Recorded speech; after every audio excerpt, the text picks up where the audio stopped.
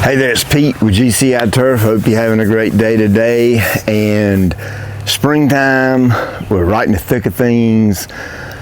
In my opinion, the grass is supposed to look its absolute best in the springtime. Things are going to be glowing like a new penny. Things are vibrant, aggressive, colors right, just everything about the turf. If you've been diligent and doing all the things throughout the course of the year that you should be doing, your yard should pretty much be on fire right now.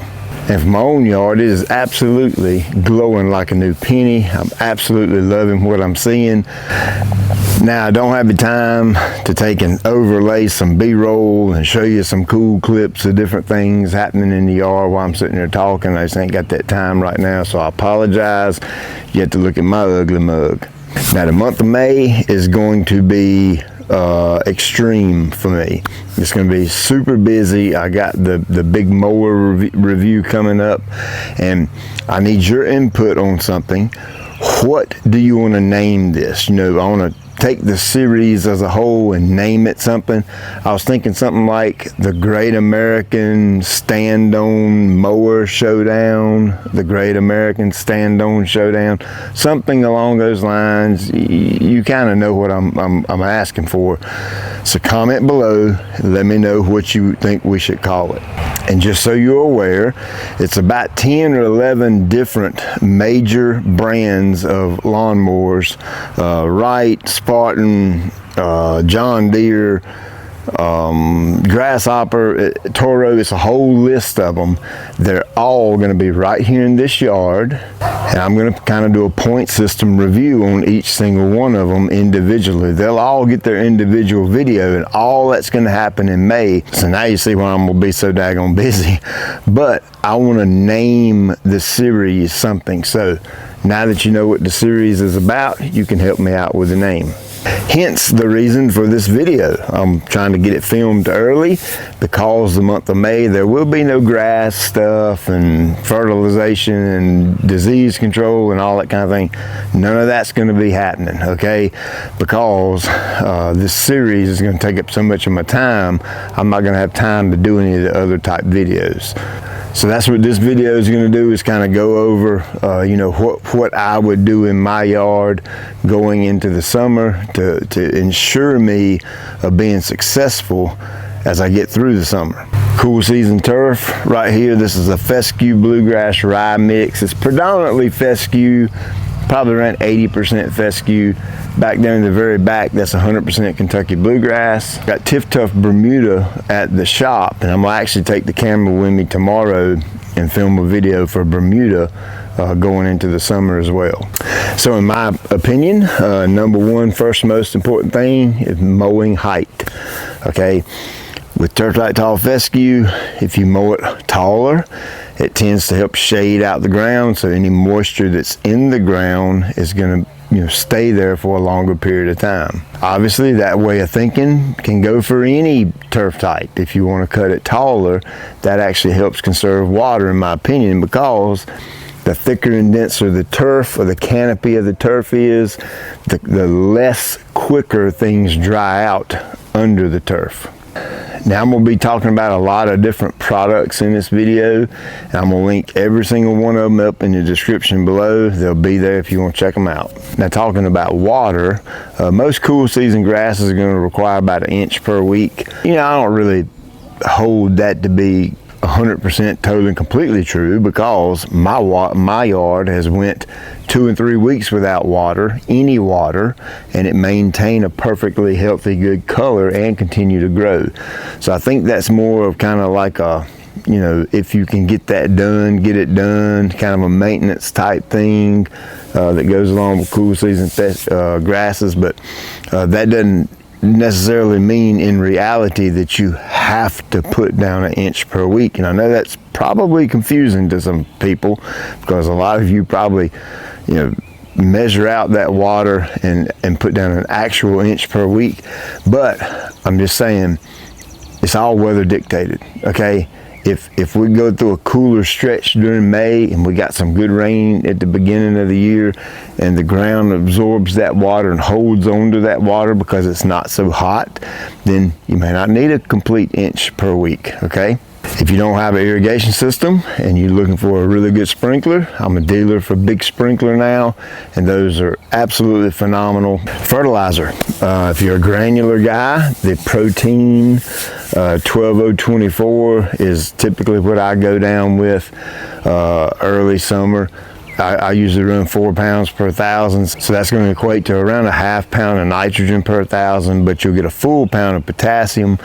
Obviously, the potassium is more needed, in my opinion, going into summer than the nitrogen, but nitrogen is the big boy, okay? It's the star of the show, so I don't want to starve my turf going into the roughest, most difficult time of the year for cool season grass. That's why I give it a little food going into the summer. Matter of fact, I feed my turf pretty much all summer now. I cut back on the rates and stuff and do more spoon feeding applications, which is lesser amounts of fertilizer but more frequently during the summer. And if you're into spoon feeding and you really want to give it lighter doses of food throughout the entire summer, the 505 is ready, the GCI 505, I absolutely love that product. The GCI Turf Calcium 101 is ready. When you combine those two together and use those as a spoon feeding product, or go down with one good heavy rate of the calcium going into summer, either way is fine. I'm going to tell you what, it'll absolutely make that grass shine. But that one going into the summer, I'll go and put the hammer down on it because you know that protein's going to feed it for a good long length of time. Super slow release, very, very, very little chance of burning your turf. And man, you talk about color, you get a crazy good color out of it, dark green, and that's why I like it. Disease, fungus. As the daytime temperatures start going up, that means your nighttime temperatures are going to start going up. And when you start getting, I think they say around 60 or 65 degrees at night, you know, kind of steady like that, then you're going to want to start paying attention to disease in the yard. Gray leaf spot, I'm going to run the Clearies on that, and then brown patch, the way I control it is with a combination of propiconazole and azoxystrobin. Now, anytime I run a fungicide, I always run a natural adjuvant with it. It's just, I've been doing it for several years now, and we've had nothing but success with it. And yes, preventative fungicide applications, in my opinion, are superior to curative. The difference in the two is I know I got a cool season grass. I know I live in a hot, humid climate that's going to get thunderstorms in the afternoon, and that moisture sitting on the turf coupled with the humidity is going to bring on disease. I've been watching that happen for almost 20 years, okay? I know for a fact it's going to happen, or the potential is there for it to happen. So I prevent that. And what I mean by that is I get my fungicide applications down a little bit before the actual time fungicide might show up, which around my area is typically around mid-May. So I'll start around the first week of May, maybe push it to the second week of May and start doing those applications. I usually do 4 during the course of the summer.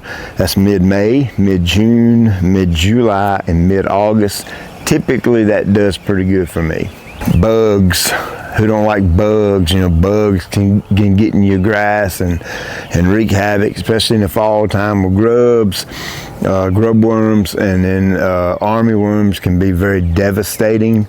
I like to use a celiprin. I typically go down with it about this time of the year.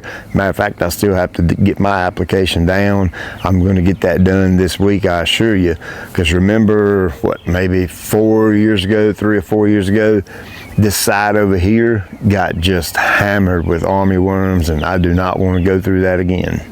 So I think that's about it. Surely if I missed something, I'm sure people will comment below and let me know, but that's basically the gist of how I do my yard here for both the bluegrass and the fescue. I am going to change up my own personal program going into the summer just a little bit, and what that means is I'm going to feed it a little more aggressively. simply because of that mowing video review series I got coming up. My game plan is to actually cut the grass every third day, so I'm going to need it to be growing very aggressively. Okay, you know, it tends to slow down a little bit growing in the summer, but I'm going to trick it and make it grow a little bit faster so that I can get those videos filmed every third day during the month of May. If by chance all this is super confusing and you have no idea what I'm talking about, but you want a yard that looks like this or something pretty close to it, follow my lawn care guide. I've got a lawn care guide that covers the fescue, bluegrass, rye, your cool season turf grasses, and I've got another one that's specific to Bermuda grass. I'll link those up in the description below. You can check them out if you want to. So I think that's it. I really can't think of nothing else, to be honest with you.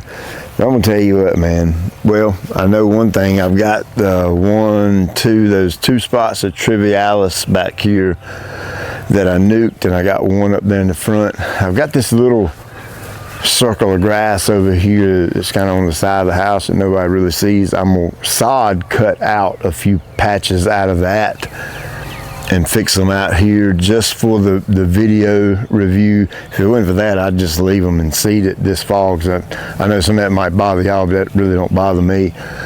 But for the video review, I want my yard absolutely pristine because I'm representing all of these different companies, and I just want to be diligent in being respectful and honoring these companies, because they've been good to me by sending me a mower to review. Of course, I'm giving the mowers back. I'm not keeping them, okay? I've read a lot of comments there, oh, he's getting free mowers. I'm not getting anything for free.